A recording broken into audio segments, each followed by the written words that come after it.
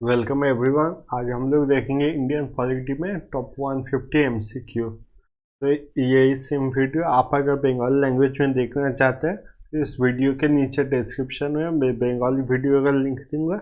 आप वहाँ से जाके सेम वीडियो बंगाली में देख सकते हैं। तो स्टार्ट करेंगे। आज का पहला question, which among the following constitutional amendment act reduce the age of voting from 21 to 18 years. Option A है 59th अमेंडमेंट, ऑप्शन बी है 60th अमेंडमेंट, ऑप्शन सी है 61st या फिर ऑप्शन डी है 62nd। निम्नलिखित में से किस संविधान संशोधन अधिनियम ने मतदान की आयु को 21 वर्ष से घटाकर 18 वर्ष कर दिया? ऑप्शन ए है आपका 59, ऑप्शन बी है 60, ऑप्शन बी है 61 या फिर ऑप्शन डी है 62। तो आपका सही आंसर होगा ऑप्शन सी 61। पहले 21 ऑफ ईयर्स एज था, फिर 18 घटा दिया गया। ये कौन से साल में किया गया था? तो 1889 में एज को डिक्रीज कर दिया गया था from 21 years to 18 years. Sorry 1889 तो नहीं है, यह है 1989। What can be the maximum number of members in the legislative assembly of a state in India? Bharat में किसी राज्य के विधानसभा में सदस्य के अधिकतम संख्या कितने की हो सकती है? ऑप्शन ए है 400, ऑप्शन बी है 500, ऑप्शन सी है 450, ऑप्शन सी है 550। तो सही आंसर है ऑप्शन बी 500। तो जो number of members in the legislative assembly होने चाहिए वो बिटवीन 60 to 500 होने चाहिए, पर कुछ स्टेट्स है जिनमें इनसे भी कम है। जैसे कि आपके अगर सिक्किम का माना जाए तो सिक्किम के जो लेजिस्लेटिव असेंबली है उसमें है 32 मेंबर्स। तो छोड़ के अगर गोवा का देखा जाए, गोवा और मणिपुर दोनों में आपके 40 members. A Lok Sabha speaker addresses his/her resignation to whom among the following? क्या कोई लोकसभा अध्यक्ष अपना इस्तीफा निम्नलिखित में से किसे संबंधित करता है? Option A deputy speaker, option B president, option C prime minister, option D law minister. तो आपका सही आंसर होगा option A deputy speaker. How many members can be nominated by the President to the Rajya Sabha and the Lok Sabha respectively? राष्ट्रपति द्वारा राज्यसभा और लोकसभा के लिए क्रमश कितने सदस्य मनोनीत किए जा सकते हैं? ऑप्शन ए है 12 and 0, ऑप्शन बी है 12 and 2, ऑप्शन सी है 10 and 0, ऑप्शन डी है 12 and 6। तो ज़्यादातर जो पॉलिटिकल किताब है उनमें भी अभी तक यही दिया हुआ है कि 12 और 2 दिया हुआ है कि 12 राज्यसभा 2 लोकसभा। जो 2 ये लोकसभा था, ये 2 मेंबर्स ये एंग्लो इंडियन कम्युनिटी से रिजर्व किए जा रहे हैं, 2 seats for the Anglo Indian community. पर 2020 में एक बिल लाया गया था और 2021 में इस बिल को पास कर दिया गया और एंग्लो इंडियन कम्युनिटी का कोई रिजर्वेशन नहीं बचा रहा, इसलिए सही ऑप्शन होगा आपका option A 12 and 0। Which among the following is headed by the Advisory Committee on Fundamental Rights, Minorities and Tribal and Excluded Areas Committee under the Constituent Assembly? निम्नलिखित में से किसने संविधान सभा के तहत मौलिक अधिकारों, अल्पसंख्यक और आदिवासी और बहिष्कृत शाखा पर सहलका समिति का अध्यक्षता की? Option A Jawaharlal Nehru, option B Vallabh भाई Patel, option C HC. Mukherjee, option D Maulana Azad. तो यहाँ पर सही आंसर होगा आपका ऑप्शन बी वल्लभ भाई Patel. Using the power enshrined in article 2 and 3 of the constitution, the parliament can do which of the following? संविधान के अनुच्छेद 2 और 3 में निहित शक्तियों के उपयोग करते हुए संसद निम्नलिखित में से क्या कर सकती है? ऑप्शन ए है admit new territories as a state of India, option B है split or merge existing Indian state. Option C, alter the names and boundaries of existing Indian state. Option D, all of the above. तो सही answer होगा option D, all of the above. Article 2 के according admit new territories, article 2 article 3 के according वो split और मर्ज कर सकती है एग्जिस्टिंग इंडियन स्टेट, और कौन से इंडियन स्टेट के कितने बाउंड्री होंगे वो भी डिसाइड करती है। How many state and union territories were created after the recommendation of the State Reorganization Commission formed in 1953? 1953 में गठित राज्य पुनर्गठन आयोग के सिफारिश के बाद कितने राज्य और केंद्र शासित प्रदेश बनाए गए थे? ऑप्शन ए है आपके 16 स्टेट और 3 यूनियन टेरिटरीज, ऑप्शन बी है 14 स्टेट और 6 यूनियन टेरिटरी, ऑप्शन सी है 15 स्टेट एंड 5 यूनियन टेरिटरी, और ऑप्शन डी है 14 स्टेट्स और 5 यूनियन टेरिटरी। अगर देखा जाए पहला जो बना था स्टेट ऑर्गेनाइजेशन कमेटी वो था आपका फैजल अली, ये बना था आपका Fazal Ali committee. According to Fazal Ali committee, Fazal Ali committee ने चाहा था कि जो इंडिया है वो डिवाइडेड हो 16 स्टेट और 3 यूनियन टेरिटरीज में। पर बाद में जब नवंबर 1 1956 को स्टेट को रीऑर्गेनाइज किया गया, जितने भी स्टेट थे उनको रीऑर्गेनाइज किया गया, तो देखा गया बना था 14 स्टेट और आपके 6 union territory. Which writ is issued by the court to inquire into the legality of claim of a person to a public office? सार्वजनिक कार्यालय में किसी व्यक्ति के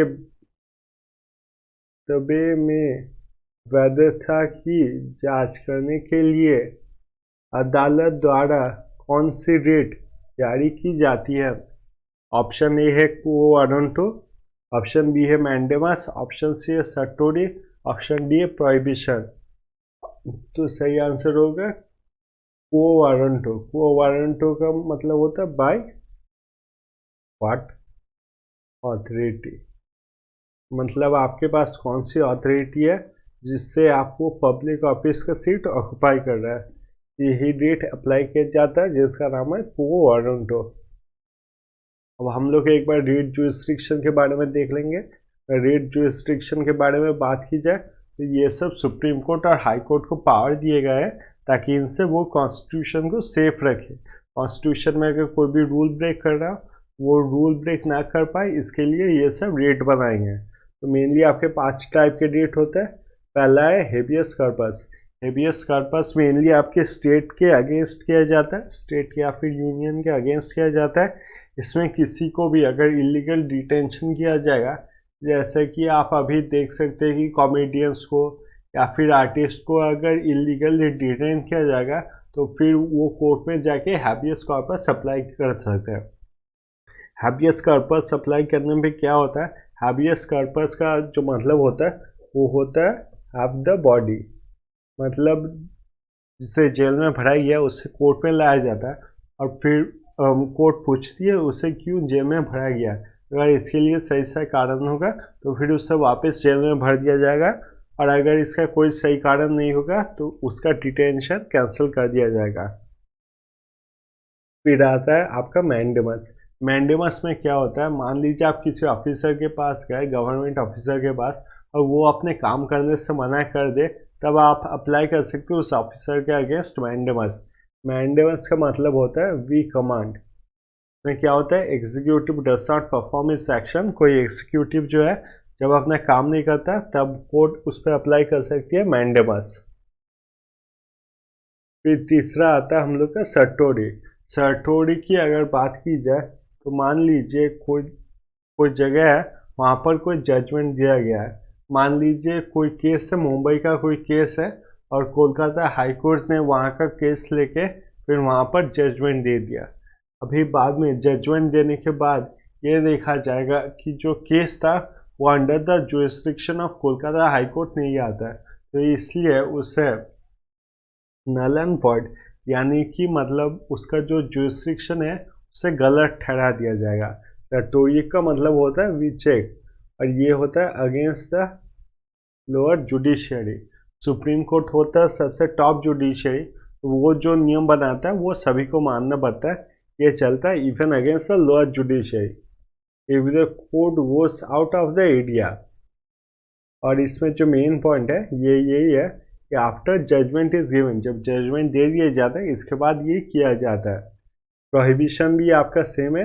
प्रोहिबिशन का मतलब तो आप समझते ही है वी फॉरबिड, इसमें एक ही डिफरेंस है सर्ट्योरीज है, ये होता है बिफोर जजमेंट इज गिवन। अब जो पहले का मैंने एग्जाम्पल दिया, मान लीजिए कोलकाता का जो हाई कोर्ट है वो चाहता है मुंबई के ऊपर मुंबई का कोई केस सॉल्व करने के लिए, पर मुंबई का केस सॉल्व करने से पहले ये अगर सुप्रीम कोर्ट के नज़र में गया, सुप्रीम कोर्ट जो है वो कोलकाता हाई कोर्ट को पहले ही बता देगा कि ये आपके जुरिस्डिक्शन में नहीं है, आप ये केस नहीं ले सकते। ये before the judgment is given, और सर्ट्योरी होता है after the judgment is given. और अभी तो हम लोग ने डिस्कस किया क्वो वारंटो, कि जब कोई एग्जीक्यूटिव अपना काम करने से मना कर देता है तब उसके अगेंस्ट होता है हम लोग का क्वो वारंटो। तो ये 5 है हम लोग के writs, habeas corpus, mandamus, certiorari, prohibition और क्वो वारंटो और सर्टे पोस्ट। Which of the following is not a fundamental duty, इनमें से कौन सा फंडामेंटल ड्यूटी नहीं है? ऑप्शन ए है to protect monuments and places of public importance, option B है to respect national anthem, option C है to protect and improve the natural environment, option D है to safeguard the public property. तो सही answer होगा यहाँ पर option A. और option A की बात की जाए, ये जो है protect monument, this comes under the directive principles of the state, ये does not come under the fundamental duty. Fundamental duty की बात की जाए तो पहले 10 फंडामेंटल ड्यूटी थे, फिर एक ऐड किया, अभी इंडिया में अगर देखा जाए तो फिर 11 फंडामेंटल ड्यूटीज है। Which of the following statement are correct regarding constitutional amendment bill, संविधान संशोधन विधेयक के संबंध में निम्नलिखित में से कौन सा कथन सही है? 1. The President must give his assent to a constitutional amendment bill. 2. In case of a disagreement between the two houses of parliament, there is a provision for joint sitting. Select the correct statement from the given options below. Option A है only 1, option B है only 2, option C है both 1 and 2, option D है neither 1 and 2। तो फिर आपका सही answer जो होगा यहाँ पर वो होगा ओनली 1। तो प्रेसिडेंट को देना पड़ता है assent to his constitutional amendment bill. सारे जितने बिल होते हैं उसमें प्रेसिडेंट को अपना असेंट देना पड़ता है, सिर्फ कॉन्स्टिट्यूशनल बिल नहीं, बाकी जितने भी बिल होते हैं उसमें भी देना पड़ता है। पहला वाला ऑप्शन आपका सही है। दूसरा अगर देखा जाए, in case of disagreement between two houses parliament there is a provision for joint sitting. Joint sitting में क्या होता है, अगर मान लीजिए कोई बिल लोकसभा में पास हो गई, राज्यसभा में अटक गई, तो कभी कभी प्रेसिडेंट क्या करता है, दोनों जो लोकसभा राज्यसभा होता है दोनों का एक साथ सेटिंग करवा देते हैं, जॉइंट सेटिंग होता है। जॉइंट सेटिंग में बिल पास हो जाता है ज़्यादातर टाइम पे, क्योंकि ज़्यादातर टाइम में जो लोकसभा होती है उसके मेजॉरिटी रहता है और वही कंट्रोल करता है जॉइंट सेटिंग में। कॉन्स्टिट्यूशन अमेंडमेंट बिल में ऐसा नहीं होता है। कॉन्स्टिट्यूशन अमेंडमेंट बिल में दोनों हाउसेस को यानी कि राज्यसभा लोकसभा को सेपरेट तरीके से ये बिल पास करना पड़ता है। Which of the following are included in the basic structure of the Constitution of India? निम्नलिखित में से कौन भारत के संविधान के मूल संचालन में शामिल है? Number 1 supremacy of the constitution, number 2 judicial review, number 3 principle of equality, number 4 free and fair election. Select the correct option from the quotes given below. इनमें से कौन कौन से कॉन्स्टिट्यूशन के बेसिक स्ट्रक्चर है? ऑप्शन ए है only 1 and 2, option B है 1 and 3, option C है 1, 2 एंड 3, ऑप्शन डी है ऑल ऑफ द अबव। सही आंसर होगा option D all of the above. In which case the Supreme Court characterized federalism as its basic feature of the Constitution of India? Option A Kesavananda Bharati case, option C Bommai case, option B Bommai case, option C LIC of India case, option D Minerva Mills case. तो यहाँ पर सही answer होगा आपका option B Bommai case. In how much time the vacant post of president should be filled? राष्ट्रपति के रिक्त पद को कितने समय में भरा जाना चाहिए? Option A 60 days, option B 90 days, option C 6 month, option D 9 month. तो सही आंसर होगा आपका option C 6 month. Who become the acting president in case there is no vice president and the post of the president was vacant?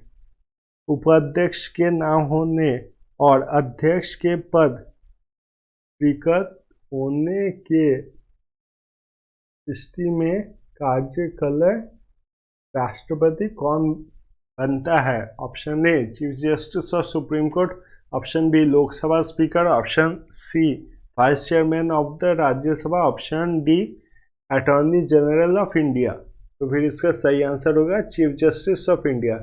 अगर आपके president नहीं रहे, in case the president is absent और वहाँ पर vice president भी नहीं रहे, तो फिर आपके जो एक्टिव प्रेसिडेंट होते हैं वो होते हैं आपके chief justice of supreme court. Chief justice of supreme court भी नहीं रहे तो बनते हैं आपके सीनियर मोस्ट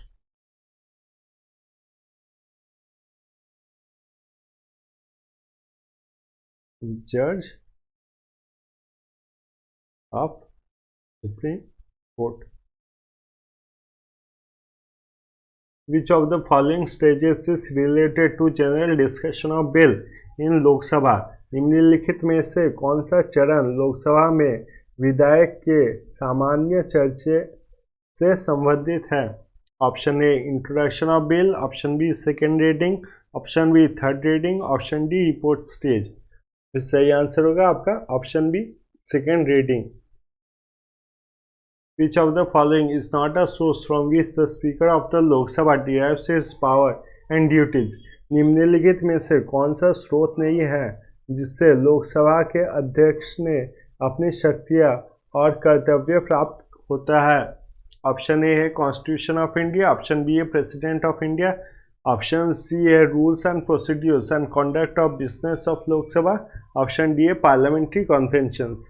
तो ये होगा आपका प्रेसिडेंट ऑफ इंडिया, क्योंकि जितने भी पावर होते हैं यहाँ पर लोकसभा में स्पीकर को वो ज़्यादातर मिलता है उनको कॉन्स्टिट्यूशन ऑफ इंडिया। और क्योंकि स्पीकर आपका हेड होता है लोकसभा में और लोकसभा को संभालने का सब पावर उसके पास रहता है, इससे रूल्स ऑफ प्रोसीड्यूर उसे फॉलो करना पड़ता है। पार्लियामेंट्री कॉन्वेंशंस जैसे कि आपका कितने टाइम के लिए कौन बोलेगा, कौन सा टॉपिक पे आज सबसे पहले बात होगा, कब ब्रेक मिलेगा या फिर कब इसे आगे बढ़ाया जाएगा, सेशंस होंगे, ये सब डिसाइड करते हैं आपके स्पीकर।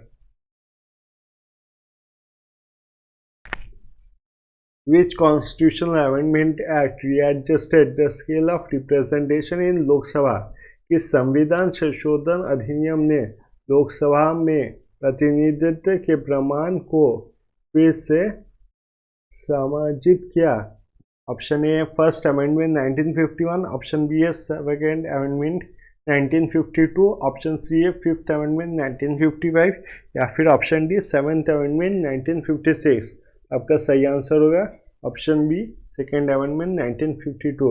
इससे पहले ये नियम था कि हर 7,50,000 लोगों के लिए कम से कम एक से ज़्यादा आपके मिनिस्टर्स रहेंगे या फिर उन्हें रिप्रेजेंटेटिव रहेंगे इन द पार्लियामेंट। पर ये सेकेंड अमेंडमेंट में ये नियम हटा दिया गया। इसका मतलब ये है कि अभी अगर 12 लाख लोग होंगे या फिर 13 लाख लोग होंगे, उसके लिए भी अगर सिर्फ एक ही मंत्री को रखा जाएगा लोकसभा में तो वो भी वो लोग कर सकते हैं। Which amendment has the provision for the reservation of up to 10% of the seat for the economically weaker sections of the society? इस संशोधन में नागरिक के आर्थिक रूप में कर्मचारी वेगी के लिए 10% तक सीटों की आरक्षण का प्रावधान है। ऑप्शन ए है 100, ऑप्शन बी है 101, ऑप्शन सी है 102 या फिर ऑप्शन डी है 103। तो फिर यहाँ पर सही आंसर होगा आपका option D 103। 103rd amendment act में रिजर्वेशन रखा गया for the economically weaker sections of the society. Which constitutional amendment empowered the president to specify the socially and educationally backward classes in relation to a state or a union territory? किस संवैधानिक संशोधन ने राष्ट्रपति को राज्य या केंद्र शासित प्रदेशों के संबंध में सामाजिक और राष्ट्रीय रूप में पिछड़े वर्गों के निर्देशित करने के अधिकार दिया? ऑप्शन ए है 101st अमेंडमेंट, ऑप्शन बी है आपका 102nd अमेंडमेंट, ऑप्शन सी है 103rd अमेंडमेंट और ऑप्शन डी है नन ऑफ द अबव। इसमें अगर सही आंसर देखा जाए तो आपका सही आंसर है 102nd amendment, option B. In which schedule of the Indian Constitution the territorial extent of Indian state and the Union Territory is prescribed? भारतीय संविधान की किस अनुसूची में भारतीय राज्य और केंद्र शासित प्रदेशों की क्षेत्रीय सीमा निर्धारित है? ऑप्शन ए है फर्स्ट, ऑप्शन बी है सेकंड, ऑप्शन बी है सेकंड, ऑप्शन सी है थर्ड, ऑप्शन डी है फोर्थ। तो फिर यहाँ पर सही आंसर होगा फर्स्ट। अगर हम बात करें तो पहले शेड्यूल में लिखा हुआ है कि कितने सारे स्टेट है और यूनियन टेरिटरीज है और कहाँ पर किसकी बाउंड्रीज है, ये सब दिया हुआ है आपके पहले शेड्यूल में। Which among the following fundamental right has been subject to maximum litigation after the inauguration of the Constitution of India? निम्नलिखित में से कौन से मौलिक अधिकार भारत के संविधान के उद्घाटन के बाद अधिकतम मुक्केबाजी के अधीन रहा है? ऑप्शन ए है right to freedom, option B है right to constitutional remedies, option C है राइट टू प्रॉपर्टी या फिर ऑप्शन डी है राइट अगेंस्ट एक्सप्लॉयटेशन। इसका सही आंसर होगा आपका राइट टू प्रॉपर्टीज, क्योंकि जब इंडिया फ्रीडम मिला था उस टाइम पे ये देखा गया था कि इंडिया में ज़्यादातर लोगों को इक्वल ज़मीन मिल जाए, पर इस बात से बहुत लोगों को प्रॉब्लम था क्योंकि जितने ज़मींदार थे उन्होंने काफ़ी एरिया ऑक्यूपाई कर लिया था, तो वो हमेशा अपना राइट टू प्रॉपर्टी ले जाके कोर्ट में केसेस करते थे अगेंस्ट द गवर्नमेंट। इसलिए आपका right to property fundamental right से हटा दिया गया और बना दिया गया इसको legal right.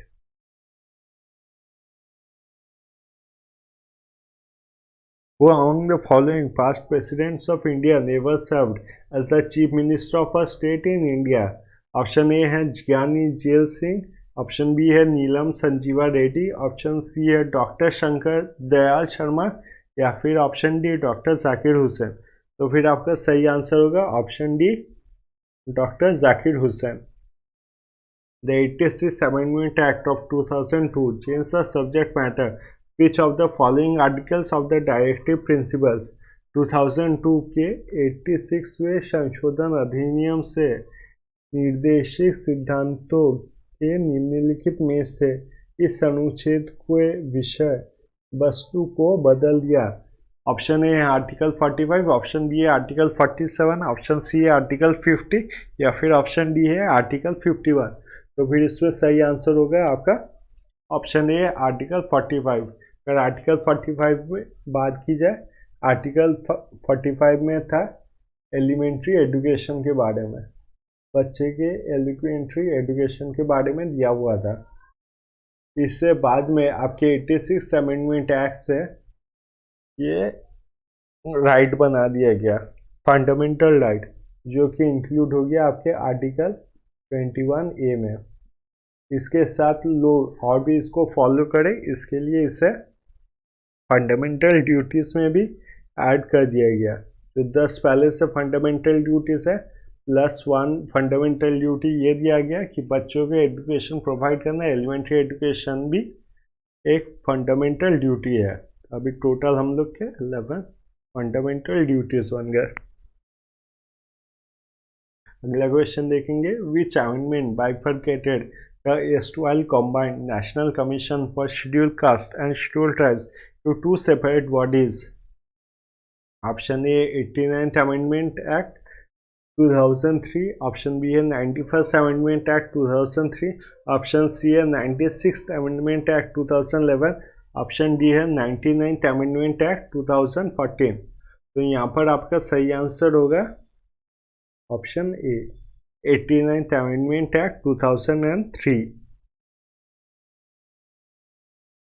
Which article declare laws that are inconsistent with the fundamental rights null and void? कौन सा अनुच्छेद इन कानूनों को घोषित करता है जो मौलिक अधिकारों के साथ असंगत है? शून्य और शून्य। नल एंड वॉइड का मतलब पहले समझते हैं कि कैंसल। जितने भी लॉ बनाए जाते हैं जो कि आपके अगेंस्ट है, आपके फंडामेंटल राइट्स है, उन सबको नल एंड वॉइड डिक्लेयर कर दिया जाता है। इसका मतलब होता है आपका वो लॉज कैंसिल हो जाते हैं या फिर इनवैलिड। तो ये कौन से आर्टिकल के हिसाब से होता है? ऑप्शन ए है आर्टिकल 143, ऑप्शन बी है आपका आर्टिकल 13, ऑप्शन सी है आर्टिकल 336 या फिर ऑप्शन डी है आर्टिकल 131। तो फिर सही आंसर होगा आपका option B article 13। Which of the following commission was appointed by the central government on union state relation? निम्नलिखित में से किस समिति को केंद्र सरकार द्वारा 1983 में संघ राज्य सहायता पर नियुक्त किया गया था? ऑप्शन ए है सरकारिया कमीशन, ऑप्शन बी है दत्त कमीशन, ऑप्शन सी है सेतालफाद कमीशन या फिर ऑप्शन डी है राजा मन्ना कमीशन। तो आपका सही आंसर होगा option A Sarkaria commission. Which of the following taxes are imposed and collected by the state government? Option A है आपका एस्टेट टैक्स, ऑप्शन बी है आपका सेल्स टैक्स, ऑप्शन सी है आपका लैंड रेवेन्यू या फिर option D all of the above. निम्नलिखित में से कौन से कर राज्य सरकार द्वारा लगाए और एकत्र किए जाते हैं? Option A estate duty, option B है सेल्स टैक्स, ऑप्शन डी है लैंड रेवेन्यू या फिर ऑप्शन सी है लैंड रेवेन्यू या फिर option D all of the above. तो इसका सही आंसर होगा option D all of the above. Which of the article deals with the grants in aid by the union government to the states? कौन सा लेख केंद्र सरकार द्वारा राज्य को सहायता अनुदान के संबंधित है? ऑप्शन ए है आर्टिकल 270, ऑप्शन बी है आर्टिकल 280, ऑप्शन सी है आर्टिकल 275 या फिर ऑप्शन डी है आर्टिकल 265। तो फिर सही आंसर होगा आपका ऑप्शन सी जो कि है आपका article 265। Emergency under article 356 is imposed bye which one of the below? अनुच्छेद 356 के तहत आपातकाल निम्नलिखित में से किसके द्वारा लगाया जाता है? ऑप्शन ए है आपका प्राइम मिनिस्टर, ऑप्शन बी है आपका governor, option C vice president या फिर ऑप्शन डी प्रेसिडेंट। तो फिर अगर आर्टिकल 356 की बात की जाए, आर्टिकल 356 में आता है आपका प्रेसिडेंट रूल। ये प्रेसिडेंट रूल में क्या होता है, जो गवर्नर होते हैं स्टेट के, वो गवर्नर ऑफ द स्टेट ये मैसेज देते हैं कि वो स्टेट को संभाल नहीं सकते, या फिर अगर प्रेसिडेंट को ये लगता है कि स्टेट में फ्री और फेयर इलेक्शन नहीं हो सकता, तो फिर प्रेसिडेंट वो स्टेट जो है अपने अंडर ले लेते हैं। उसी को कहा जाता है प्रेसिडेंट रूल। तो इसको डिक्लेयर कौन करते हैं? तो फिर आपके होंगे option D president. The governor of the state can be removed by which one of the following? राज्य के राज्यपाल को निम्नलिखित में से किसके द्वारा हटाया जा सकता है? Option A chief minister, option B prime minister, option C union home minister या फिर ऑप्शन डी प्रेसिडेंट। तो भाई यहाँ पर सही आंसर होगा आपका option D president. Which one of the following articles deals with the governor of the state? निम्नलिखित में से कौन सा लेख राज्य के राज्यपाल से संबंधित है? ऑप्शन ए है आर्टिकल 150, ऑप्शन बी है आर्टिकल 153, ऑप्शन सी है आर्टिकल 165 या फिर ऑप्शन डी है आर्टिकल 167। तो फिर इसका सही आंसर होगा आर्टिकल 153। इसमें बताया गया है कि हर एक स्टेट के पास governor, there shall be a governor for the state. Which of the following is not a feature of the election system in India? निम्नलिखित में से कौन भारत में चुनाव प्रणाली के विशेषता नहीं है? Option A universal adult franchise, option B A voting option C A reservation of seat in the legislature for members of schedule caste and schedule type, option D A communal electorate. तो फिर इसका सही answer होगा option D communal electorate. Election in India for parliament and state legislature are conducted by. Bharat में संसद और राज्य विधानसभा के लिए चुनाव किसके द्वारा आयोजित किए जाते हैं? ऑप्शन ए है प्रेसिडेंट, ऑप्शन बी है state election commission, option C है गवर्नर या फिर ऑप्शन डी है इलेक्शन कमीशन ऑफ इंडिया। तो फिर यहाँ पर सही आंसर होगा आपका election commission of India. State election commission की अगर बात की जाए तो स्टेट इलेक्शन कमीशन जितने आपके लोकल बॉडीज होते हैं, लोकल बॉडीज जैसे कि आप मान लीजिए पंचायत राज या फिर म्यूनिसिपल कॉरपोरेशन, ये सब का लोकल बॉडीज के देखते हैं स्टेट इलेक्शन कमीशन। बाकी स्टेट का हो या फिर सेंट्रल गवर्नमेंट के इलेक्शन हो, ये सब देखती है आपकी इलेक्शन कमीशन ऑफ इंडिया।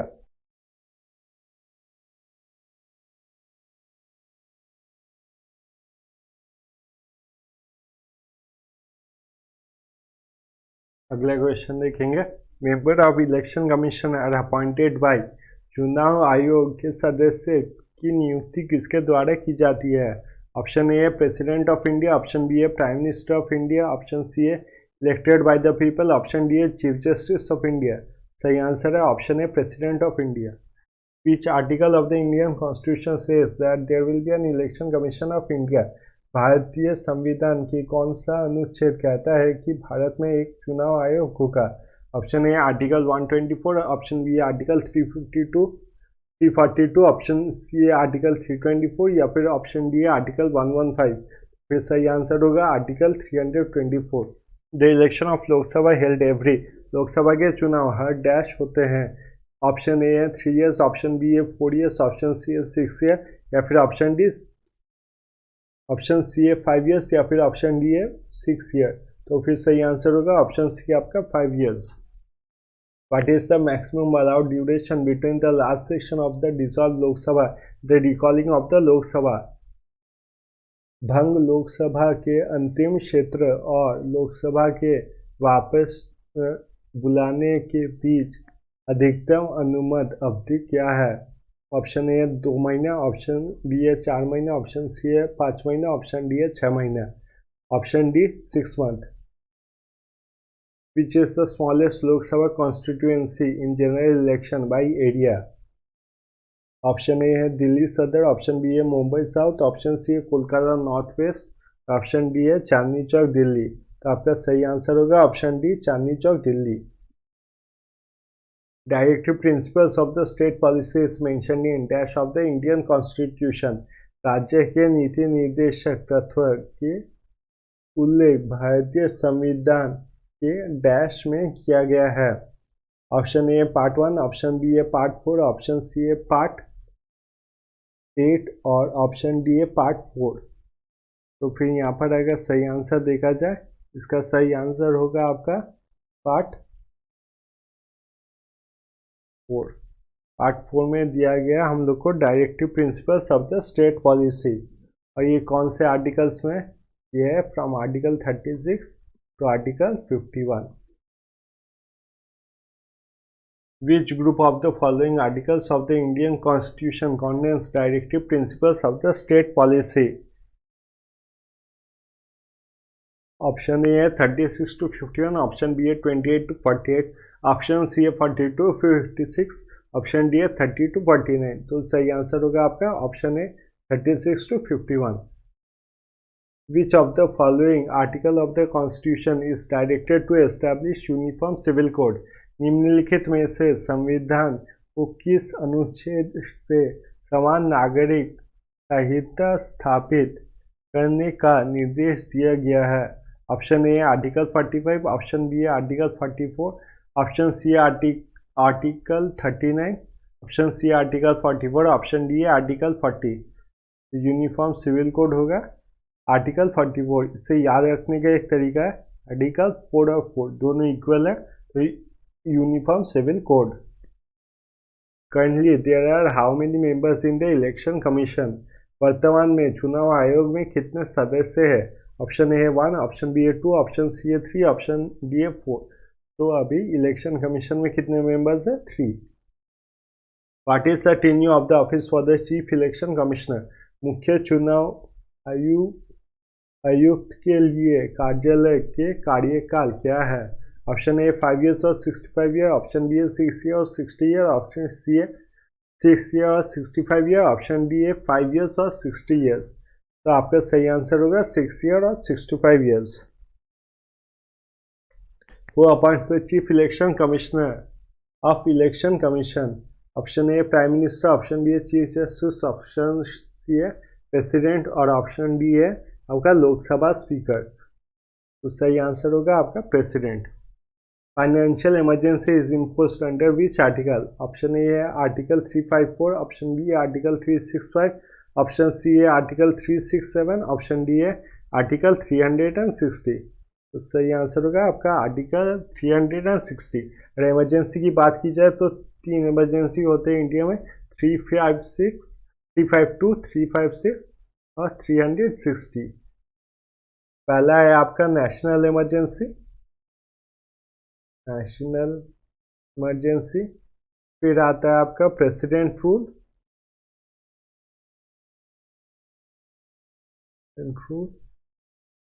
और 360 में आता है आपका financial emergency. Which article in the Constitution of India provides for the post of Controller and Auditor General of India? Bharat के संविधान में कौन से अनुच्छेद भारत को नियंत्रक और महालेख परिषद के पद पर लिए प्रदान करते हैं? Option A article 148, option B है आर्टिकल 343, ऑप्शन सी है आर्टिकल 246 और ऑप्शन डी है आर्टिकल 248। तो यहाँ पर सही आंसर होगा आपका option A article 148। Who appoints the controller and auditor general of India? Option A prime minister, option B chief justice of India, option C president, option D vice president. जिसका सही answer है president. What is the tenure of the office of the controller and auditor general of India? Option A 5 years और the age of 60 years, option B 6 years और the age of 65, option C 4 years और the age of 65, option D है आपका as of 60। तो भाई यहाँ पर सही आंसर होगा ऑप्शन बी 6 years और the age of 65। The constitution of India was adopted by the constituent assembly on? Bharat के संविधान सभा द्वारा डैश को अपनाया गया था? ऑप्शन ए है 25 अक्टूबर 1958, ऑप्शन बी है 26 अक्टूबर 1950, ऑप्शन सी है 26 जनवरी 1949, ऑप्शन डी है 26 नवंबर 1949। तो फिर कौन से डेट पर अडॉप्ट किया गया था? ऑप्शन सी 26 जनवरी 1949। Constitution of India came into effect? ये बहुत इंपॉर्टेंट पॉइंट है और एग्जाम्स में काफ़ी बार आता है। Came into effect on, Bharat को संविधान लागू हुआ? ऑप्शन ए 15 जनवरी 1950, ऑप्शन बी 26 जनवरी 1950, ऑप्शन सी 15 अगस्त 1950 या फिर ऑप्शन डी 26 नवंबर 1949। तो फिर आपका सही आंसर होगा 26 जनवरी 1950 केम टू इफेक्ट। और अगर दिया जाए अडॉप्टेड, तो अडॉप्टेड किया गया था 26 नवंबर 1949। Right to property according to the constitution is dash?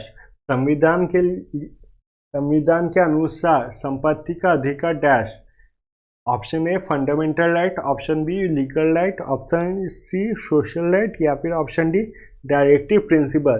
तो फिर आपका सही आंसर होगा आपका option B legal right. To whom the speaker of Lok Sabha gives his resignation. Option A है प्रेसिडेंट, ऑप्शन बी है chief justice of India, option C है prime minister, option D है deputy speaker of Lok Sabha. तो फिर आपका सही answer होगा option D deputy speaker of Lok Sabha. Who among the following does not give his resignation to the president of India. ये आप देखिए दोनों सेम क्वेश्चन है, खाली क्वेश्चन देने का पैटर्न चेंज कर दिया गया है। निम्नलिखित में से कौन भारत के राष्ट्रपति को अपना त्यागपत्र नहीं देता है? Option A attorney general of India, option B governor of the state, option C controller and auditor general of India, option D Lok Sabha speaker. आपका सही आंसर होगा option D Lok Sabha speaker. Lok Sabha speaker takes the oath of the office from option A prime minister, option B president, option C chief जज of supreme court. जज नहीं होगा, यहाँ पर होगा आपका chief justice of supreme court, या फिर ऑप्शन डी है नोध। आपका सही आंसर होगा ऑप्शन डी नोध, क्योंकि लोकसभा स्पीकर जो होता है वो होता है मेंबर ऑफ द लोकसभा। आप जब मेंबर ऑफ द लोकसभा बनते हैं, या आप मतलब मंत्री लोग जब मेंबर ऑफ द लोकसभा बनते हैं तभी वो लोग एक ओथ लेते हैं मेंबर बनने के टाइम। अलग से कोई ओथ नहीं लिया जाता है जब लोकसभा में कोई सिलेक्ट होता है as a speaker. In parliamentary form of government, the real powers of state are vested in the option A the president, option B chief justice of supreme court, option C council of ministers headed by the prime minister, या फिर option D parliament. तो फिर जो real power होता है वो होता है with the prime minister, council of minister headed by the prime minister. अगर आप लोग को क्वेश्चन में ऐसा दे दे कि ऑप्शन बी में मान लीजिए दे दिया काउंसिल ऑफ मिनिस्टर और उससे अलग दे दिया आपका प्राइम मिनिस्टर, आप लोग प्राइम मिनिस्टर पे टिक करिएगा। तो जो भी आंसर होगा जिसमें आपका प्राइम मिनिस्टर इंक्लूडेड होगा वही होगा आपका सही answer. The independence of judiciary in Indian constitution is taken from option A Britain, option B USA, option C South Africa, या फिर ऑप्शन डी ऑस्ट्रेलिया। तो फिर इसका सही आंसर होगा इंडिपेंडेंस ऑफ जुडिशियरी लिया गया ऑप्शन बी यूएसए से। Which of the following describes India as a secular state? Option A है फंडामेंटल राइट, ऑप्शन बी है directive principles of the state policy, option C है fifth schedule, या फिर option D है preamble of the constitution. निम्नलिखित में से कौन भारत के एक धर्मनिरपेक्ष देश के रूप में वर्गीकृत करता है? ऑप्शन ए है फंडामेंटल राइट, ऑप्शन बी है directive principles of state policy, option C है फिफ्थ शेड्यूल, या फिर ऑप्शन डी है प्रियम्बल ऑफ द कॉन्स्टिट्यूशन। तो फिर आपका सही आंसर होगा फंडामेंटल राइट्स। अगर directive principle of the state policy कहा जाए और प्रियम्बल ऑफ द कॉन्स्टिट्यूशन के बारे में कहा जाए तो ये दोनों भी दिखाता है कि इंडिया एक सेकुलर नेशन है, पर ये दोनों चीज़ आपके जस्टिसेबल नहीं है। इसका मतलब आप कोर्ट में नहीं जा सकते और कह सकते कि directive principle of state policy नहीं माना गया या फिर प्रियम्बल ऑफ द कॉन्स्टिट्यूशन नहीं माना गया, तो इसके लिए मुझे जस्टिस चाहिए। ये जस्टिसेबल नहीं है, this are just for the model. अगर फंडामेंटल राइट्स की बात की जाए तो फंडामेंटल राइट्स आपके जस्टिसेबल है, मतलब फंडामेंटल राइट्स अगर कोई ब्रेक करे और आपके फंडामेंटल राइट्स छीने जाए तो आप कोर्ट में जा सकते हो उसके लिए। फंडामेंटल राइट्स में आपके फ्रीडम टू रिलीजन है article 25 to article 28। Which of the following article of the Indian constitution deals with the constitution of the parliament of India? भारतीय संविधान के निम्नलिखित में से कौन से अनुच्छेद भारत के संसद के संविधान से संबंधित है? Option A article 73, option B article 78, option C article 79, या फिर ऑप्शन डी आर्टिकल 72। तो कौन सा संबंधित है? वो है ऑप्शन सी आर्टिकल 79। यहाँ पर लिखा हुआ है किससे आपका बनता है ये पार्लियामेंट, तो इसमें रहना चाहिए president plus Lok Sabha plus Rajya Sabha, इन तीनों के मिलने के बाद बनता है आपका parliament. The representative of the state in the Rajya Sabha elected by which one of the following? Option A chief minister of the state, option B elected members of the state legislative assembly, option C है governor, या फिर option D है president. तो आपका सही answer होगा यहाँ पर ऑप्शन बी। तो राज्यसभा में जो मेंबर्स जाते हैं, इलेक्टेड मेंबर्स, उन्हें सिलेक्ट करा जाता है through the state legislative assembly. The number of representatives of the Rajya Sabha from state and union territories are among which of the following? Option A है 238, ऑप्शन बी है 212, option C है 200 या फिर option D है 220। तो फिर आपका सही आंसर होगा ऑप्शन ए 238। इसके साथ बार जो 12 लोग होते हैं जो स्पेशलिस्ट होते हैं, इन्हें सिलेक्ट करते हैं प्रेसिडेंट। तो total number of members of the Rajya Sabha जो हो जाता है वो होते हैं 250। How many members are nominated by the president to the Rajya Sabha? ये तो हम लोग ने थोड़ी देर पहले ही किया था, तो इसको डिस्कस नहीं करेंगे। तो option C 12। Who heads NITI Aayog as it chairperson?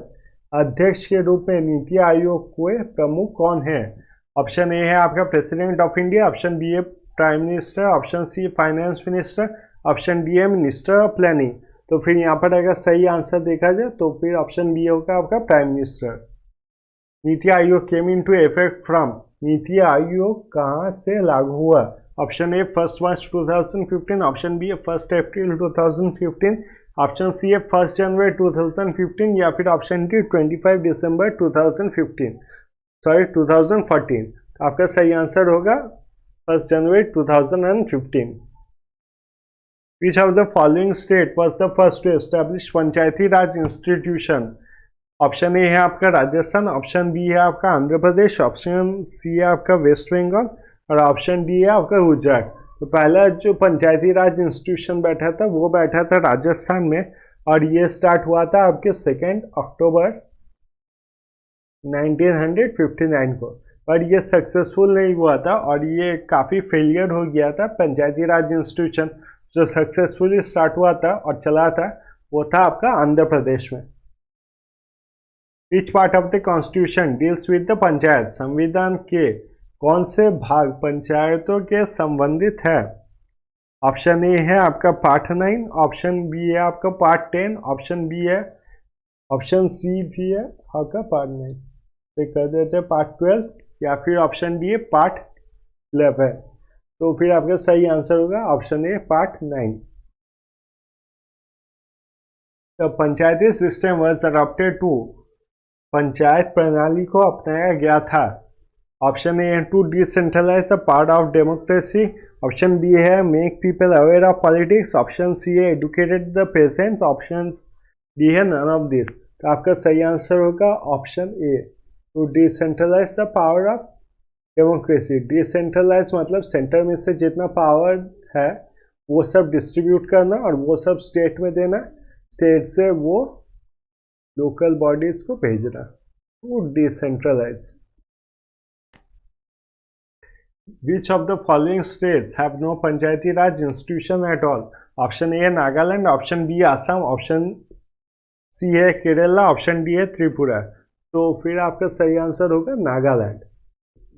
आपके स्टेट्स में देखा जाए तो नागालैंड में नहीं है, मेघालय में नहीं है और आपके मिजोरम में नहीं है। यूनियन टेरिटरी की अगर बात की जाए, यूनियन टेरिटरी की अगर बात की जाए तो आपके न्यू दिल्ली में भी पंचायत नहीं है। The fundamental duties were included in the Constitution of India by which of the following Amendment Act? Option A है 40th Amendment Act, option B है 44th, ऑप्शन सी है 43rd या फिर ऑप्शन डी है 42nd। तो फिर आपका सही आंसर होगा 42nd Amendment Act। 42nd Amendment Act में स्वर्ण सिंह कमेटी ने रिकमेंड किया था, स्वर्ण सिंह कमेटी ने रिकमेंड किया था फॉर द फंडामेंटल ड्यूटीज। और स्वर्ण सिंह कमेटी ये भी चाहती थी जो ये फंडामेंटल ड्यूटीज हो ये जस्टिसेबल हो कोर्ट में, पर इन्हें जस्टिसेबल नहीं बनाया गया था, तो इन्हें ऐसा ही रख दिया गया था as a model conduct. Who said the preamble is the keynote of the constitution? किसने कहा था प्रस्ताव संविधान के मुख्य बात है? Option A Ernest Baker, option B B R Ambedkar, option C K Munshi, option D Jawaharlal Nehru. तो फिर आपका सही आंसर होगा Ernest Baker, option A. Which feature of Indian constitution is not taken from the American constitution? भारतीय संविधान के कौन से विशेषता अमेरिका संविधान से नहीं लिए गए हैं? ऑप्शन ए है प्रियम्बल, ऑप्शन बी है सिंगल सिटीजनशिप, ऑप्शन सी है आपका जुडिशियल रिव्यू, या फिर ऑप्शन डी है आपका फंडामेंटल राइट। यहाँ पर सही आंसर होगा सिंगल सिटीजनशिप, ये हम लोग ने लिया है आपके ब्रिटेन से।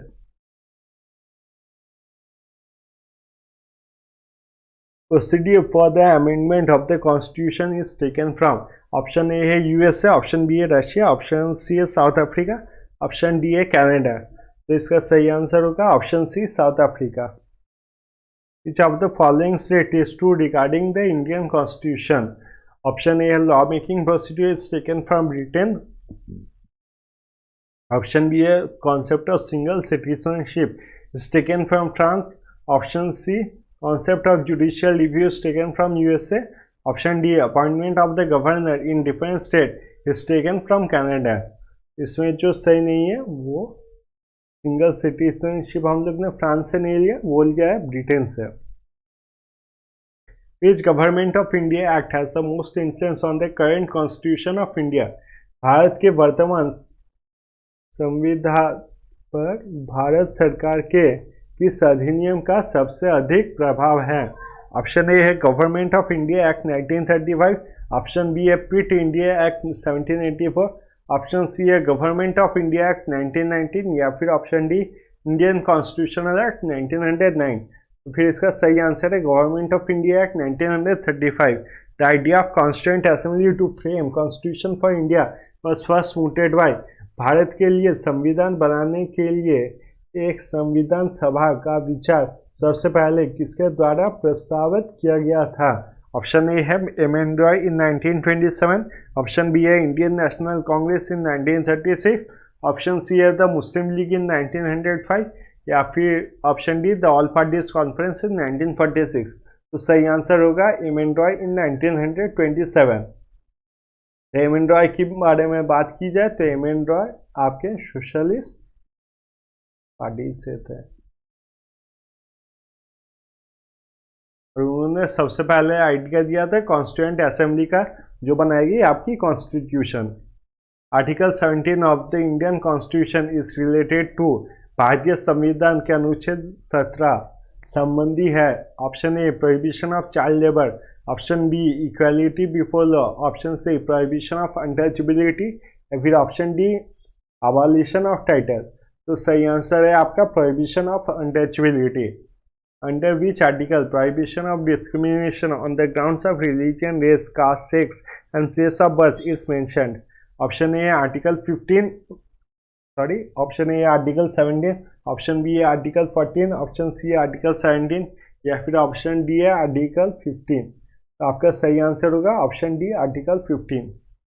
Article 21A of the Indian constitution deals with? भारतीय संविधान का अनुच्छेद 21A संबंधित है। Option A protection against arrest and detention in certain cases, option B right to education, option C freedom of speech, option D equality before law. तो फिर आपका सही आंसर है option B right to education. Which of the following election is not conducted under the supervision of the election commission of India? निम्नलिखित में से कौन सा चुनाव भारत के चुनाव आयोग के देखरेख में नहीं की जाती है? ऑप्शन ए है election of vice president of India, option B है election of state legislature, option C है election of local bodies of the state, option D है इलेक्शन फॉर द पार्लियामेंट। इसका सही आंसर होगा इलेक्शन फॉर द पार्लियामेंट। तो election commission of India जो है सारे तरीके के इलेक्शन करते हैं, जितने भी इंडिया में या फिर स्टेट में इलेक्शन हो। सिर्फ जो लोकल बॉडी के इलेक्शन होते हैं स्टेट्स में, जैसे कि पंचायत और म्यूनिसिपल बॉडीज, ये सब के इलेक्शन आपके नहीं देखती है, ये सब देखती है आपकी state election commission. The 9th schedule of the Indian constitution was added by? Option A first amendment, option B 8th amendment, option C 9th amendment, option D 42nd amendment. भारतीय संविधान के 9वें अनुसूची किसके द्वारा जोड़ी गई थी? ऑप्शन ए है आपका फर्स्ट अमेंडमेंट, ऑप्शन बी है आपका 8th अमेंडमेंट, ऑप्शन सी है आपका 9th अमेंडमेंट या फिर ऑप्शन डी है आपका 42nd अमेंडमेंट। तो पहले तो आंसर होगा ऑप्शन ए फर्स्ट अमेंडमेंट। इसमें ऐड किया गया था आपका 9th शेड्यूल। According to the constitution of India which of the following are fundamental for the governance of a country. Option A है फंडामेंटल राइट, ऑप्शन बी है fundamental duties, option C है directive principle of state policy, option D है आपका fundamental rights and fundamental duties. तो यहाँ पर अगर सही आंसर देखा जाए वो है आपका directive principles of the state policy. Directive principles of the state policy में कुछ कुछ आर्टिकल्स लिखे गए हैं, जैसे कि आर्टिकल 36 से आर्टिकल 51, जिसके अनुसार बताया गया है कि एक स्टेट को वेलफेयर स्टेट बनने के लिए अपने लोगों का ख्याल रखने के लिए कौन कौन से नियम बनाने चाहिए और कौन से रास्ते पे चलने चाहिए। इसलिए वो फंडामेंटल्स माने जाते हैं for the governance of a country. The council of minister is responsible to the मंत्रिपरिषद डैश के प्रति आत्मदायी है होती है। ऑप्शन ए है राज्यसभा, ऑप्शन बी है प्रेसिडेंट, ऑप्शन सी है लोकसभा, ऑप्शन डी है प्राइम मिनिस्टर। आपका सही आंसर होगा यहाँ पर option C Lok Sabha. Which of the following government of India act is called the mini constitution of India. Option A है आपका government of India act 1919, option B है government of India act 1935, option C है government of India act 1915 या फिर option D government of India act 1909। तो आपका सही answer होगा यहाँ पर गवर्नमेंट ऑफ इंडिया एक्ट 1935 को कहा जाता है mini constitution. Which of the following is not the fundamental duty for the Indian citizen. निम्नलिखित में से कौन सा भारतीय नागरिक के लिए मौलिक कर्तव्य नहीं है। ऑप्शन ए है to safeguard public property, option B है to protect and improve the natural environment, option C है to obey all the women और ऑप्शन डी है develop scientific temper and the spirit of inquiry. इसमें सही answer है to obey all the women. This is not a fundamental duty. Which of the following is not the pillar of the directive principle of state policy. निम्नलिखित में से कौन राज्य नीति के निर्देशक प्रधानों का स्तंभ नहीं है। Option A democratic principle, option B है लिबरल प्रिंसिपल, ऑप्शन सी है गांधीयन प्रिंसिपल, ऑप्शन डी है सोशियो इकोनॉमिक प्रिंसिपल। तो मैंने जैसे बताया था directive principle of the state बनाए गए थे ताकि जो कंट्री है उससे बनाया जा सके वेलफेयर स्टेट। अब ये सब जो प्रिंसिपल है इन्हें 3 हिस्से में डिवाइड किया गया था, सोशियो इकोनॉमिक, गांधीयन और लिबरल। तो जो नहीं है इनमें से वो है आपका democratic principles. Which of the following article is called the soul of the Constitution by doctor Ambedkar. निम्नलिखित में से किस लेख को डॉक्टर अम्बेडकर ने संविधान का आत्मा कहा है। ऑप्शन ए है आर्टिकल 32, ऑप्शन बी है आर्टिकल 368, ऑप्शन सी है आर्टिकल 19 या फिर ऑप्शन डी है आर्टिकल 15। तो फिर आपका सही आंसर होगा ऑप्शन ए आर्टिकल 32। इसमें मेंशन किया गया है रेट, जिससे हम लोग का सुप्रीम कोर्ट और हाई कोर्ट कॉन्स्टिट्यूशन को बचाता है। Which of the following article remains in force during the national emergency? Option A है आर्टिकल 32, ऑप्शन बी है आर्टिकल 21, ऑप्शन सी है आर्टिकल 19, ऑप्शन डी है आर्टिकल 15। इसमें सही आंसर होगा आपका आर्टिकल 21। आर्टिकल 20 और article 21 can not be cancel during the emergency. Article 18 of the Indian constitution deals with option A abolition of untouchability, abolition of titles, abolition of child labour या फिर option D right to equality. तो सही answer होगा abolition of titles. Abolition of titles से मतलब है जितने title होते थे जैसे जमींदार, राज परिवार या फिर सुल्तान, ये सब टाइटल कोई अडॉप्ट नहीं कर सकता, ये सब टाइटल यूज़ नहीं किया जा सकता। आप अगर कोई टाइटल मिलता है बाहर के देशों से, जैसे कि डॉक्टरेट मिल गया या फिर दूसरा कोई अगर सम्मानीय टाइटल मिला तो वो सब मिल सकता है, पर कोई सुल्तान या फिर जमींदार नहीं रख सकता। विच article of the Indian constitution defines the state. भारतीय संविधान से कौन सा अनुच्छेद राज्य के परिषद करता है। Option A article 9, option B है आर्टिकल 10, ऑप्शन सी है आर्टिकल 11, ऑप्शन डी है आर्टिकल 12। तो स्टेट को कौन डिफाइन करती है वो है आपका option D article 12। Article 2 and 3 deals with अनुच्छेद 2 और 3 डैश से संबंधित है। Option A fundamental duties, option B है name of the country, option C है एस्टैब्लिशमेंट ऑफ न्यू स्टेट्स, या फिर ऑप्शन डी है सिटीजनशिप। तो फिर सही आंसर होगा आपका ऑप्शन सी, जो कि है establishment of new state. Question आता है which of the following article of the Indian constitution dealt with the appointment for attorney general of India. Option A है आर्टिकल 72, ऑप्शन बी है आर्टिकल 74, ऑप्शन सी है article 76, या फिर option D है article 68। भारतीय संविधान के निम्नलिखित में से कौन से अनुच्छेद भारत के अटॉर्नी जनरल का नियुक्ति में संबंधित है। ऑप्शन ए है आपका 72, ऑप्शन बी है आपका आर्टिकल 74, ऑप्शन सी है आपका आर्टिकल 76 और ऑप्शन डी है आपका आर्टिकल 68। तो यहाँ पर सही आंसर होगा आपका article 76।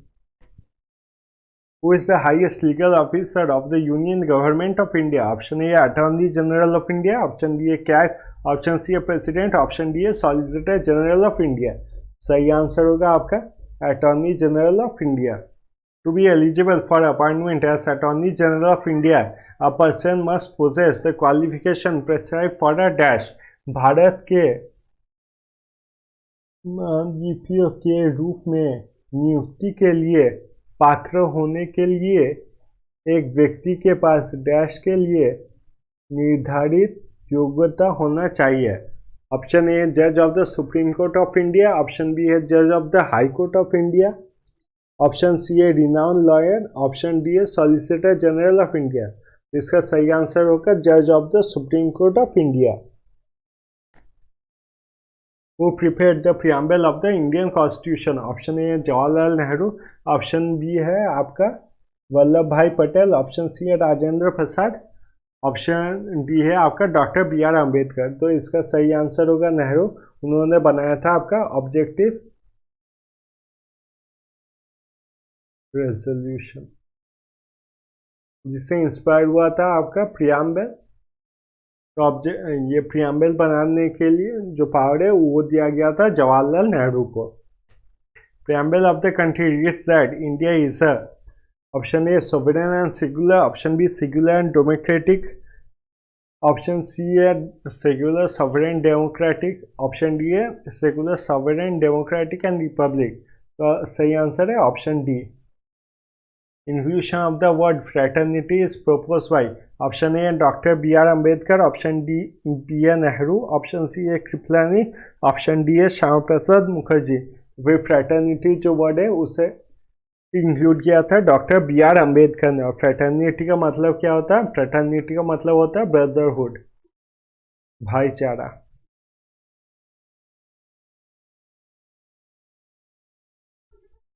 Supreme Court held that preamble is not a part of the constitution as which of the following cases?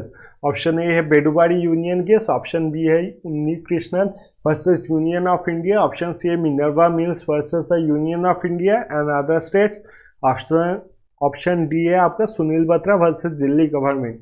तो यहाँ पर सही आंसर होगा आपका Berubari union case.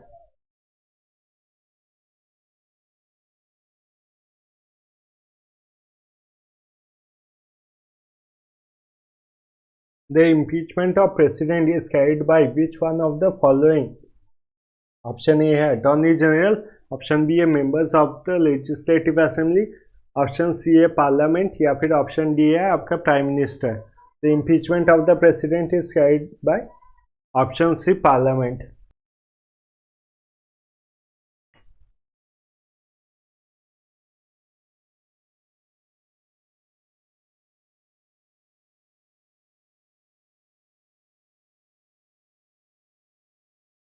The impeachment किया जाता है by option C the parliament. Parliament में आपके राज्यसभा प्लस लोकसभा दोनों में आपके बिल पास किए जाते हैं कि प्रेसिडेंट जो है उनको रिमूव किया जाएगा। ये दोनों बिल जब पास होती है विद अ मेजॉरिटी, उस टाइम पे इम्पीच किया जाता है प्रेसिडेंट को। विच one of the following articles deals with the tenure of the president? Option A है आर्टिकल 53, ऑप्शन बी है आर्टिकल 56, ऑप्शन सी है आर्टिकल 55 या फिर ऑप्शन डी है article 52। Impeachment tenure of the president कौन से आर्टिकल में देखा जाता है? ऑप्शन बी आर्टिकल 156, आर्टिकल 56 में देखा जाता है tenure of the president.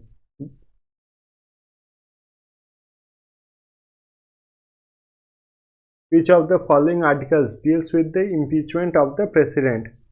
Deals with the impeachment of the president अगर देखा जाए, option A article 65, option B है आर्टिकल 62, ऑप्शन सी है आर्टिकल 64, ऑप्शन डी है आर्टिकल 61। तो फिर इसमें सही आंसर होगा option D article 61। Which of the following amendment act amended the preamble of the Indian Constitution? निम्नलिखित में से किस संशोधन अधिनियम ने भारतीय संविधान के प्रस्तावों में संशोधन किया? ऑप्शन ए है आपका 44th amendment act, option B है 42nd amendment act, option C है 52nd amendment act, option D है it has never been amended. तो फिर आपका सही आंसर होगा यहाँ पर option B 42nd amendment act, और जो प्रियम्बल है उसे एक ही बार अमेंडेड किया गया था, वो हुआ था 42nd अमेंडमेंट एक्ट में। Supreme court of India was establish on the recommendation of option A Pitt's India act, option B regulating act of 1773, option C है चार्टर एक्ट ऑफ 1793 या फिर option D charter act of 1813। तो फिर answer होगा regulating act of 1773। Under which article prohibition of discrimination on the grounds of religion, race, caste, sex and place of birth is mentioned? Option A है article 18, option B है article 14, option C है article 17 या फिर option D है article 15। तो यहाँ पर सही आंसर होगा article 15। Article 21A of the Indian constitution deals with option A protection against arrest and detention certain case, option B right to education, option C freedom of speech, option D equality before law. इसमें सही answer होगा right to education. Right to education अगर देखा जाए पहले ये DPSP में था, डीपीएसपी में कितने में था? ये था आर्टिकल 45 में।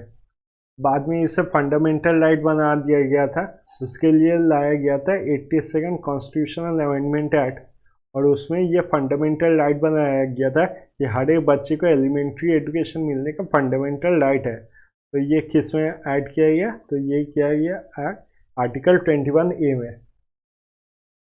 In which year the Central Bureau of Investigation was established? Option A है 1947, ऑप्शन बी है 1950, ऑप्शन सी है 1963, ऑप्शन डी है 1965। आपका सही आंसर होगा 1963, 1 अप्रैल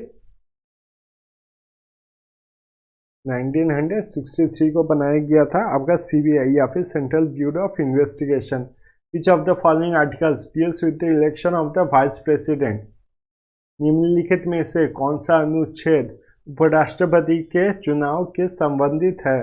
ऑप्शन ए है आर्टिकल 64, ऑप्शन बी है आर्टिकल 68, ऑप्शन सी है आर्टिकल 66 या फिर ऑप्शन डी है आर्टिकल 62। तो आपका सही आंसर होगा ऑप्शन सी, जो कि article 66। Who can remove the vice president from his office? उपराष्ट्रपति को उसके पद से कौन हटा सकता है? ऑप्शन ए है प्रेसिडेंट, ऑप्शन बी है प्राइम मिनिस्टर, ऑप्शन सी है पार्लियामेंट या फिर ऑप्शन डी है legislative assemblies of the state. तो फिर आपका सही आंसर होगा पार्लियामेंट। पार्लियामेंट यानी कि राज्यसभा प्लस लोकसभा दोनों जब बिल पास करेंगे विथ मेजॉरिटी, तब आपका हटाया जा सकता है वाइस प्रेसिडेंट को। The term of office for a vice president is as follows. उपराष्ट्रपति के पद के कार्यकाल इस प्रकार है। ऑप्शन ए है 6 ईयर्स, ऑप्शन बी है 4 ईयर्स, ऑप्शन सी है 7 ईयर्स, ऑप्शन डी है 5 ईयर्स। तो फिर आपका सही आंसर होगा ऑप्शन डी, जो कि है 5 years. The vice president is the ex officio chairman of the, ये वेरी इंपॉर्टेंट क्वेश्चन है और एग्जाम में काफ़ी बार आता है। उपराष्ट्रपति डैश के पद अध्यक्ष होते हैं। Option A Rajya Sabha, option B है लोकसभा, ऑप्शन सी है प्लानिंग कमीशन, ऑप्शन डी है नेशनल डेवलपमेंट काउंसिल। इसका सही आंसर होगा ऑप्शन ए राज्यसभा। अगला क्वेश्चन देखेंगे, the executive power of the union is vested in which one of the below. संघ के कार्यकल शक्ति निम्न में से किसमें निहित है? ऑप्शन ए है प्राइम मिनिस्टर, ऑप्शन बी है होम मिनिस्टर, ऑप्शन सी है वाइस प्रेसिडेंट, या फिर ऑप्शन डी है प्रेसिडेंट। तो फिर आपका सही आंसर होगा option D president. The fundamental duties are mentioned in, option A part 4 है, ऑप्शन बी है पार्ट 4, ऑप्शन सी है पार्ट 3, या फिर ऑप्शन डी है शेड्यूल 4 टू ए। तो सही आंसर होगा आपका option A part 4 A. Supreme court held that preamble is not a part of the constitution, which of the following case? ये answer होगा आपका Berubari union case. Which of the following are fundamental duties, निम्नलिखित में से कौन से मौलिक कर्तव्य है? Option A safeguarding public property, option B protecting the sovereignty integrity and unity of India, option C है developing scientific temper and humanism, option D है ऑल ऑफ द अबव। आपका सही आंसर होगा option D all of the above. Which of the following committee suggested incorporating fundamental duties in the Indian Constitution? Option A है Malhotra committee, option B है Raghavan committee, option C है स्वर्ण Singh committee, या फिर option D है Narasimhan committee. तो इसका सही आंसर होगा स्वर्ण सिंह कमेटी। स्वर्ण सिंह कमेटी ये भी चाहती थी कि ये जो फंडामेंटल ड्यूटीज हो ये जस्टिसेबल हो, मतलब ये कोर्ट में ले जा सके, और इनका अगर नहीं फॉलो किया गया तो इनके लिए पनिशमेंट भी हो। और इंदिरा गांधी गवर्नमेंट ने जब ये प्रेजेंट किया तब उन्होंने इसको जस्टिसेबल नहीं किया, तो इसको सिर्फ रख दिया एज अ मॉडल कंडक्ट।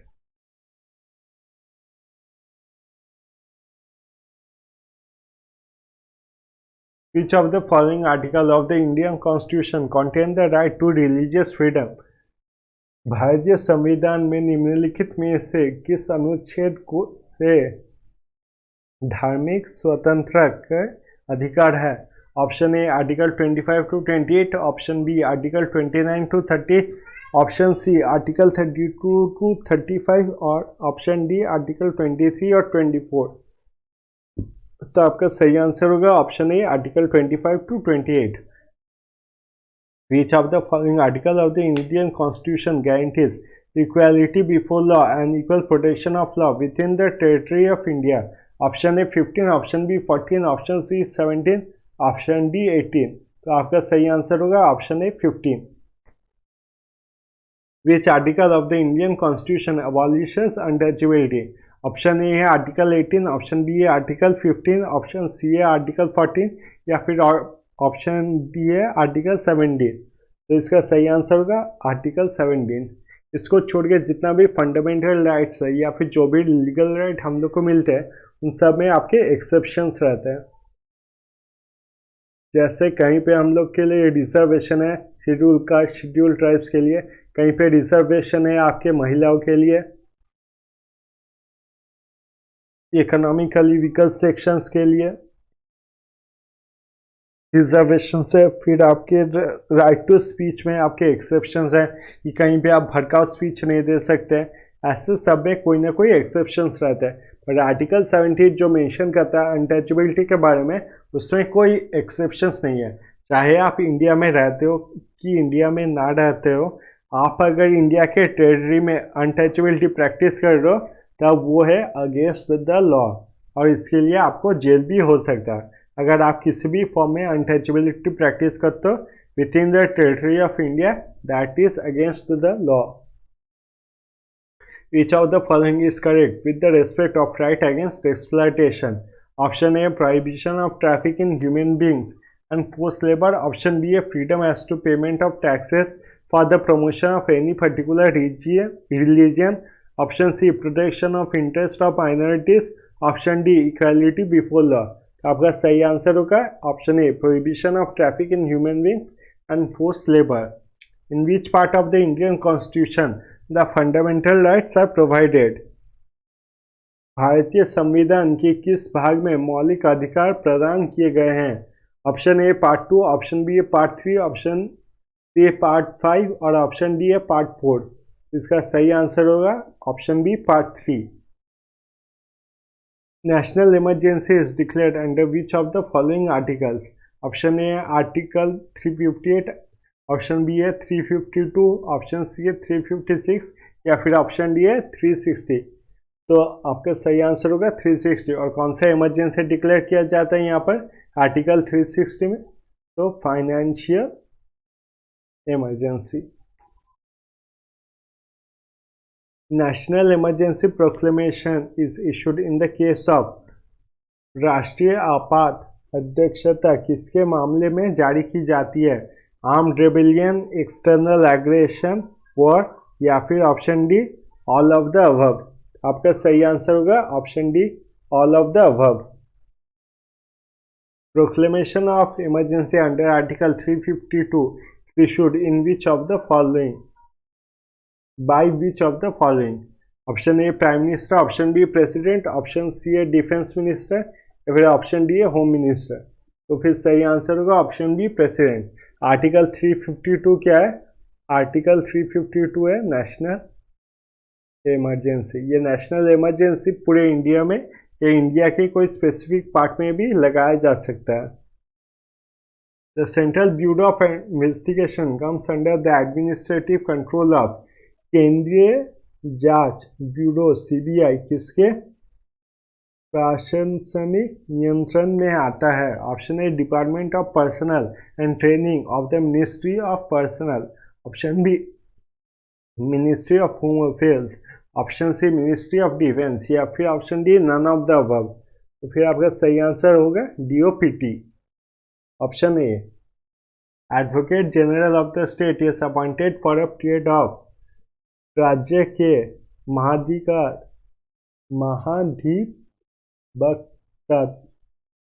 की नियुक्ति किस अवधि के लिए की जाती है? Option A 5 years, option B है 6 years decided by the president या फिर ऑप्शन डी है नो फिक्स टेन्योर। तो फिर आपका सही आंसर होगा no fix tenure. The 11 fundamental duties were added by dash. Option A है 92nd constitution amendment act, option B है 82nd constitution amendment act, option C है 102 कॉन्स्टिट्यूशनल अमेंडमेंट एक्ट या फिर ऑप्शन डी है नन ऑफ दिस। तो ये तो आप लोग को याद ही हो जाएगा 82nd constitutional amendment act. Which of the following dignitary is not appointed by the president of India? Option A the prime minister of India, option B the जजेस of the supreme court, option C the chief election commissioner या फिर option D none of this. इसका सही answer होगा the जज of the supreme court. The जज of the supreme court elect किए जाते हैं by the chief justice of India and collegium.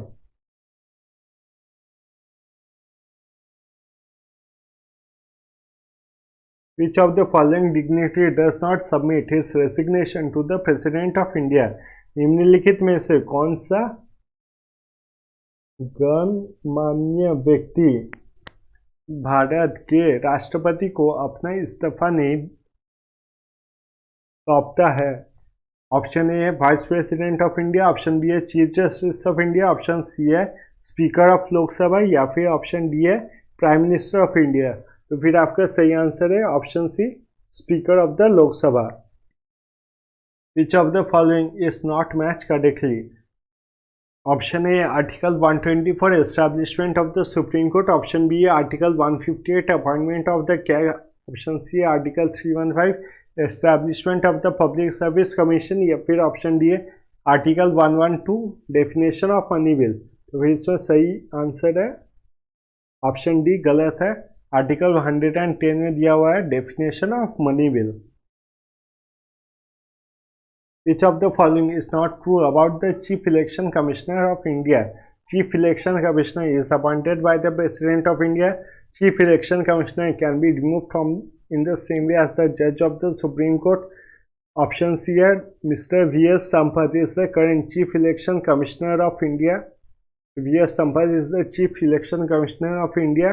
Option D है Chief Election Commissioner is appointed for tenure of 6 years. इसमें जो गलत है वो है ऑप्शन सी, जो अभी चीफ इलेक्शन कमिश्नर है वो है सुशील चंद्र।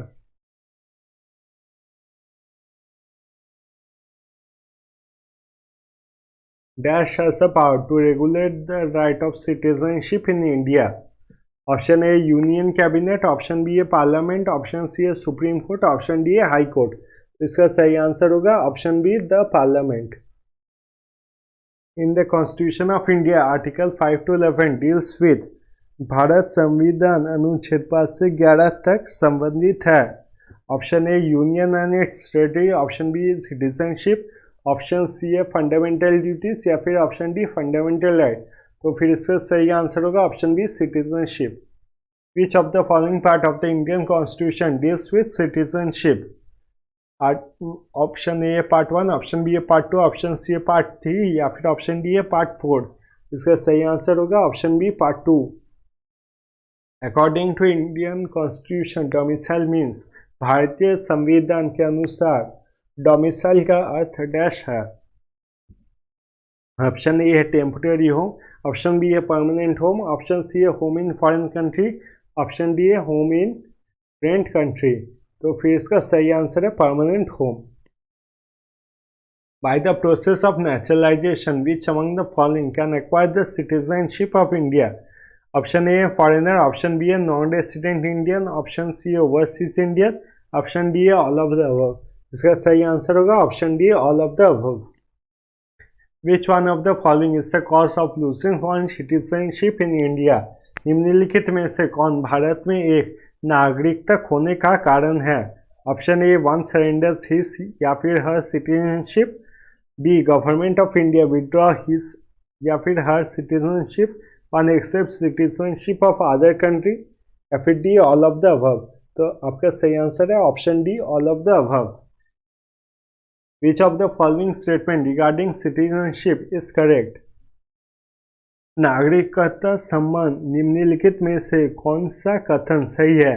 Option A citizen of India must have full civil and political right, option B citizen have right to suffrage for election in every state, option C citizen have right to become the member of the parliament, option D all of the above. तो फिर आपका सही answer होगा option D all of the above. How many session did the constituent assembly take to draft the constitution of India? Option A है 10, option B है 11, option C है 13 या फिर ऑप्शन डी है 15। तो आपका सही आंसर होगा ऑप्शन ए 11। आगे कॉन्स्टिट्यूशन बनाने के लिए हम लोग को लगा था 2 years 11 month और 18 days, तब जाके बना था आपका constitution of India. Which committee recommended the reorganization of state on the basis of administrative convenience? इस समिति ने प्रशासनिक सुविधा के आधार पर राज्य का पुनर्गठन के सिफारिश की। Option A JPP committee, option B SK Dhar commission, option C Fazal Ali commission या फिर डी साकारिया कमीशन। तो फिर आपका सही आंसर होगा option B SK Dhar commission. Which of the following was not a member of the Faisal Ali commission found in December 1953? Option A है वल्लभ भाई Patel, option B है फैसल अली, ऑप्शन सी है के एम पानीकर या फिर ऑप्शन डी है एच एन कुंसरू। तो फिर इसका सही आंसर होगा ऑप्शन ए वल्लभ भाई Patel. Who describe India as a quasi federal state? Option A है लॉर्ड ब्राई, ऑप्शन बी है केसी वैट, ऑप्शन सी है हैरोल्ड लास्की या फिर ऑप्शन डी है जी ऑस्टिन। तो फिर यहाँ पर सही आंसर होगा आपका ऑप्शन बी जो कि है केसी VAT. Each of the following writ is issued to prevent the lower court from exceeding its jurisdiction? Option A है आपका मैंडेमस, ऑप्शन बी है आपका हैबियस कॉर्पस, ऑप्शन सी है आपका प्रोहिबिशन, ऑप्शन डी है सट्टोरी। तो फिर आपका सही आंसर होगा यहाँ पर option C prohibition. The writ of mandamus can not be issued against which of the following? निम्नलिखित में से किसके विरुद्ध परमादेश की रिट जारी नहीं की जा सकती है? ऑप्शन ए है प्राइवेट इंडिविजुअल, ऑप्शन बी है president of India, option C है स्टेट गवर्नर, ऑप्शन डी है all of the above. The directive principle of the state policy has been adopted by the constitution of which state? राज्य के नीति निर्देशक तत्व के किस देश के संविधान से अपनाया गया है? ऑप्शन ए है कनाडा, ऑप्शन बी है साउथ अफ्रीका, ऑप्शन सी है ऑस्ट्रेलिया, ऑप्शन डी है आयरलैंड। तो फिर आपका सही आंसर होगा option B South Africa. Sorry, यहाँ पर ऑप्शन बी साउथ अफ्रीका नहीं होगा, यहाँ पर होगा option D Ireland. Which of the following are fundamental to the governance of the country according to the Indian Constitution? Option A fundamental duties, option B fundamental act, option C directive principles of the state policy, फिर option D none of this। तो फिर आपका सही answer होगा option C. Which of the following statement is not correct about the Government of India Act 1935?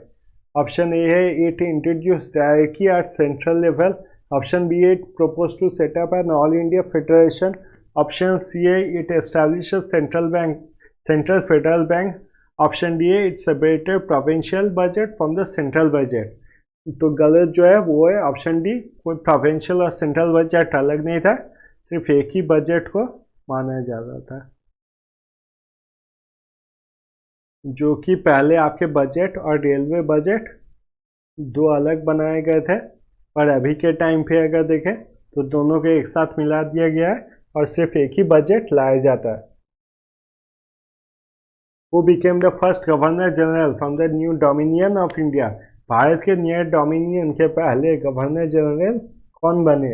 Option A C Rajagopalachari, option B lord Mountbatten, option C Clement Attlee, या फिर option D Rajendra Prasad. तो फिर answer होगा आपका option B lord Mountbatten. Who among the following put forward the idea of the Constituent Assembly of India for the first time?